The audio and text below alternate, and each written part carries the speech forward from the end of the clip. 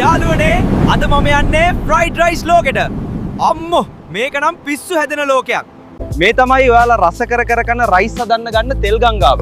මේ තෙලේ හින්දා තමයි ඔයත් බඩ තඩියෙක් වගේ කොලෙස්ටරෝල් හදාගෙන ඉන්නේ. යාළුවනේ මෙතන තමයි ආදිවාසී ෆ්‍රයිඩ් රයිස් නායකයා ඉඳලා තියෙන්නේ.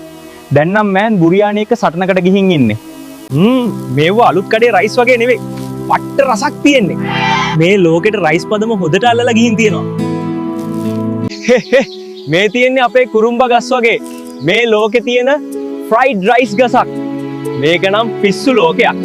ලැම්බෝගිනි වගේද මේ ලෝකේ තියෙන ෆ්‍රයිඩ් රයිස් කාර්. පෙට්‍රල් වෙනුවට පොල් තෙල් ගහන්නේ.